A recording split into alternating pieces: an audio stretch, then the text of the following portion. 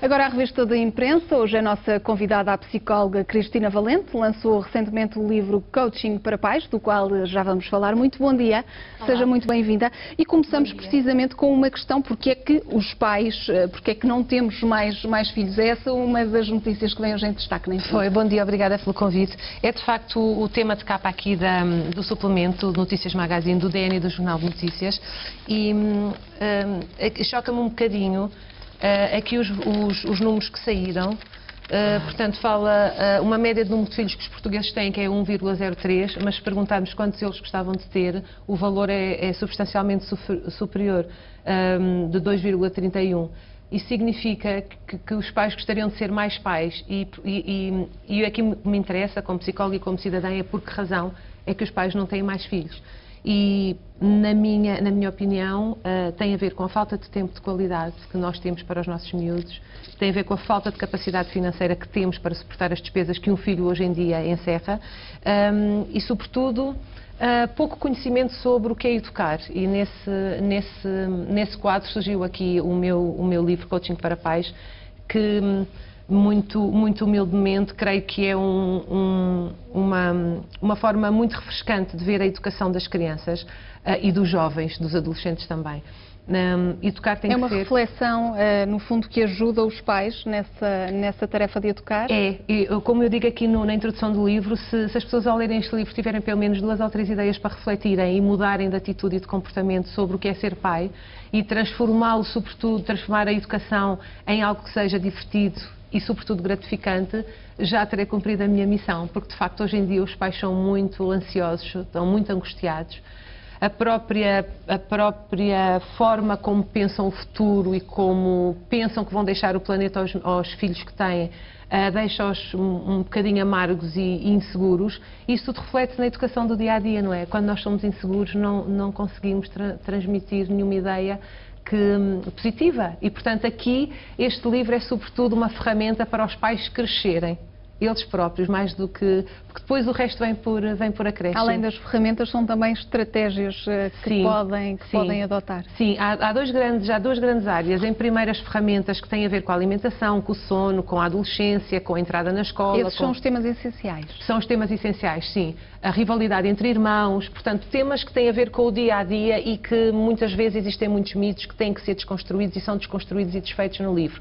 Por outro lado, a educação como exercício de liderança. E, de facto, quando os pais perceberem que educar não é dizer que mentir é feio, é nós termos capacidade cada vez mais para viver em verdade e para sermos melhores seres humanos, esse é o principal desafio. É quando nós somos melhores seres humanos, tudo corre bem na educação. Tudo corre bem, claro, dentro dos limites. E essa necessidade dos pais terem uma relação mais próxima dos filhos faz-nos também a ponte para a próxima notícia. Sim. Que destaca, que tem a ver com uma inovação que ainda não percebemos se é ou não muito boa. É verdade.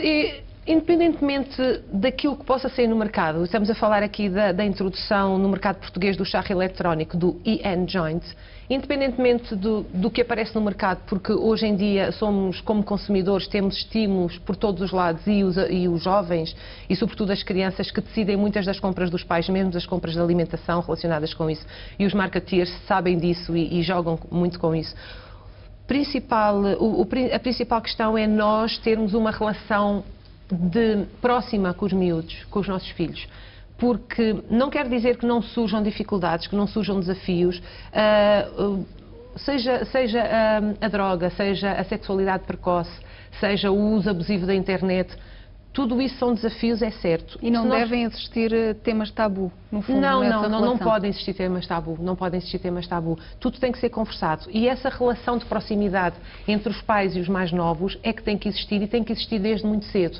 Muitas vezes nós pensamos que é na altura da adolescência, quando surgem estes desafios, não é, dos pares, dos coleguinhas da escola e dos amigos, que devemos ter uma conversa mais séria com os nossos filhos, com os pré-adolescentes e adolescentes, mas não, este exercício de abrir canais de comunicação começa muito mais cedo. Começa, por exemplo, aos 2 ou 3 anos, em que temos que mostrar às crianças que os erros são excelentes oportunidades de aprender e que não são formas de envergonharmos E esta mensagem, por muito correta que seja e por muito óbvia que seja, às vezes não passa, mesmo quando o miúdo começa a descobrir o mundo, numa altura muito precoce da sua vida, nós tentamos sempre dizer-lhe que os erros são coisas más. E, portanto, esta forma diferente e estimulante de olharmos para os erros como oportunidades de aprendizagem permite-nos, quando eles chegarem a esta altura em que podem estar a fumar charros ou a ter relações sexuais precoces fora da nossa vista e sem nós sabermos, que nós tenhamos um canal de comunicação e que eles sintam que podem ir sempre ter connosco e que nunca os julgaremos, que teremos, sobretudo, capacidade para os compreender e para os ajudar a encontrar soluções. Deve passar cada vez menos por castigo, mas mais por compreensão. Sim, e por uma abertura na relação. Passamos à questão da proteção do emprego. O que é que destaca na imprensa de hoje? Ora bem, eu sou uma fã de novas formas do trabalho a partir de casa, e esta notícia aqui que fala sobre se é possível melhorar a eficácia do sistema de proteção no desemprego faz-me refletir sobre a capacidade que hoje a sociedade tem de permitir novas formas de trabalho e que são também novas formas de trabalho amigas das famílias. Esta proteção no desemprego prevê uma proteção para quem saiu do mundo corporativo, sobretudo, mas mais importante do que nós encontrarmos formas de protegermos os cidadãos ou a população ativa no desemprego, é mostrarmos às pessoas que existem novas formas de trabalho, sobretudo do trabalho a partir de casa, e novas formas, novos modelos de negócio amigos das famílias. Os empregos tradicionais, de facto, não estão a responder às necessidades das famílias, portanto, não nos estão a dar capacidade financeira, como eu dizia, para educarmos os miúdos, não nos dão tempo de qualidade e, portanto, o mundo está cheio de novas oportunidades, já existem, e hoje a capacidade de nós trabalharmos em rede, em colaboração, sermos especialistas na nossa área e podermos participar com outras pessoas em projetos que têm um início, um meio e um fim e que depois partimos para um outro projeto. Essa é uma nova forma que já existe e que as pessoas têm que perceber que existe. Portanto, esta crise nada mais é do que nós tentarmos arranjar velhas soluções para novos problemas. É isso que é a crise, não é nada mais do que isso. Então, se os cidadãos de todo o mundo perceberem que há novas formas de vivermos e de trabalharmos com qualidade de vida, com formas que são mais sustentáveis, que nos deem mais tempo para a família, isso já será um grande avanço.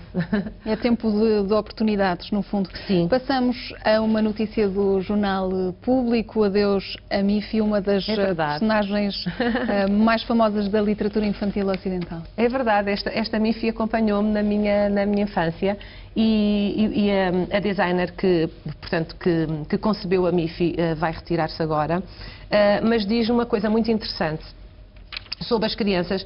Ela, de facto, desenhou a Mifi um boneco a olhar de frente e ela diz que nós temos que olhar de frente para as crianças, porque as crianças são muito frontais.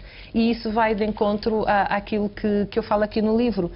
Nós muitas vezes tentamos usar uma linguagem que a criança não entende, que é a linguagem verbal, e a criança ainda está muito animal, portanto ainda capta uma série de sinais que para nós já foram cristalizados e que para elas ainda são ferramentas de comunicação. E esta forma de olharmos de frente, mesmo metaforicamente, de olharmos de frente para a criança e de dizermos, por exemplo, que os problemas existem, que é uma grande dúvida que os pais têm quando me consultam, que é se hão de falar dos problemas que têm no dia-a-dia, das partidas, dos lutos, e eu digo sempre que sim, a forma é que pode ser adequada à idade, mas esta questão de olharmos de frente para as crianças, tal como a Mifi também olha para as crianças de frente, é um conceito muito interessante. E também a necessidade... A criadora deixou de desenhar a boneca, mas a boneca continua a existir, não é? No merchandising todo que existe. E pronto, hoje temos a Hello Kitty, mas a Hello Kitty chegou muito depois. E, aliás, está aqui uma expressão muito ternurenta que a Mifi respondeu quando soube da existência da Hello Kitty, é que a Mifi diz que podia não me ter copiado. A marcarem, então, as gerações diferentes. Cristina Valente, obrigada pela presença nesta revista de imprensa que chega agora ao fim. Voltamos às 11 em ponto para atualizar toda a informação. Bom dia.